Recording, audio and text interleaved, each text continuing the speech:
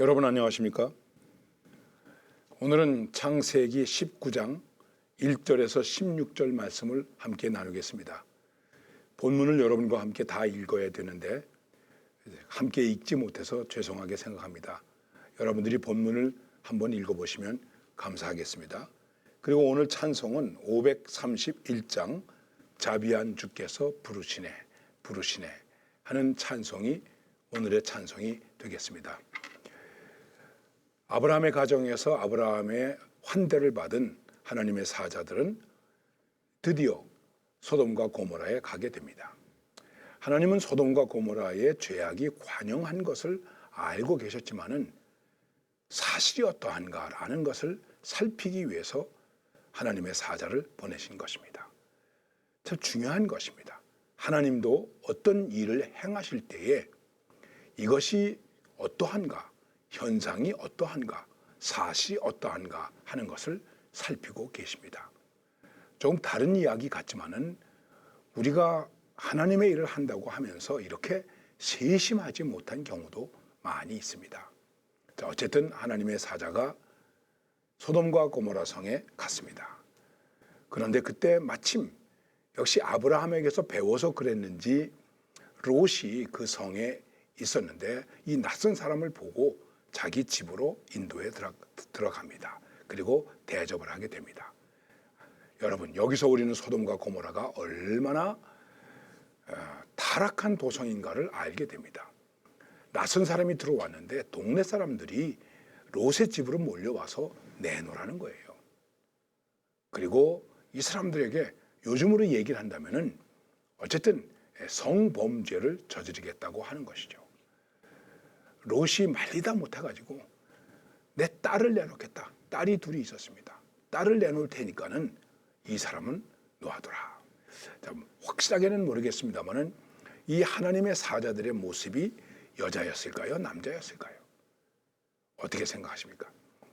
자, 우리가 천사라고 얘기할 때 천사는 남성 명사를 씁니다. 그래서 제가 그냥 상상으로 말씀을 드리면 이 사람들의 겉모습이 여자의 모습이 아니고 남자의 모습이 아니었을까 이렇게 생각을 해봅니다. 그러면 사람들이 와서 남자를 내놓으라는 거예요. 결국 이게 무엇을 말하는 것입니까? 소돔 사람들, 소도마이트 이렇게 말하는데 이 말은 동성연애자라는 뜻입니다.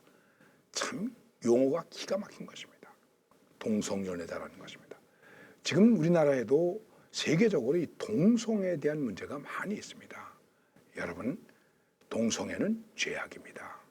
이거 우리 분명히 해야 됩니다. 동성 결혼을 한다거나 있을 수가 없는 일입니다.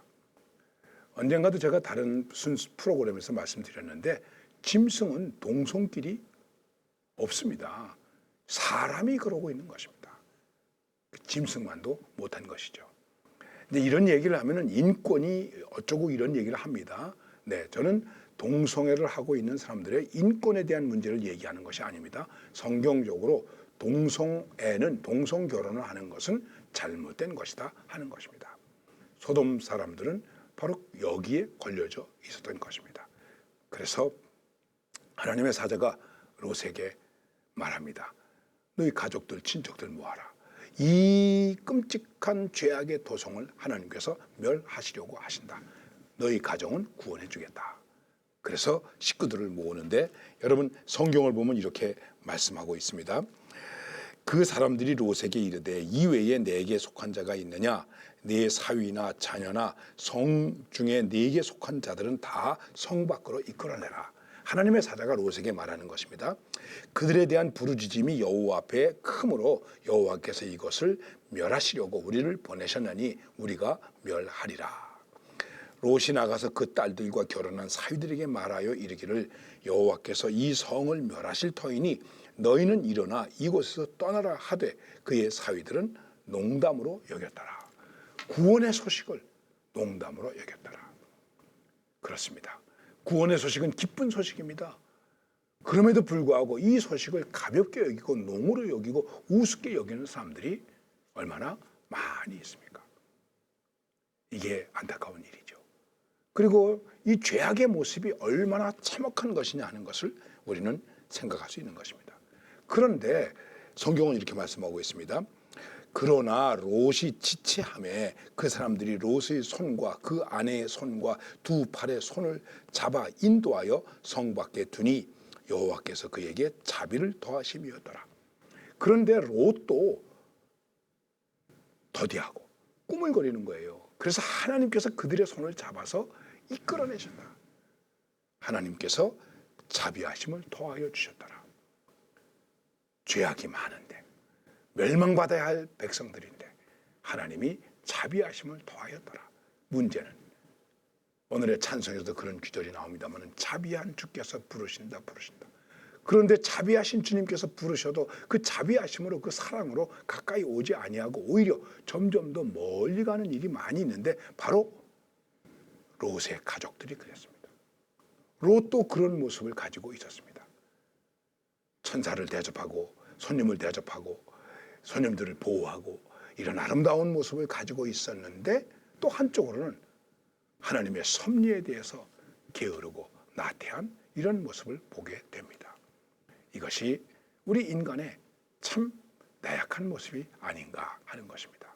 여러분, 그래도 우리는 하나님의 구원의 소식을 전해야 됩니다.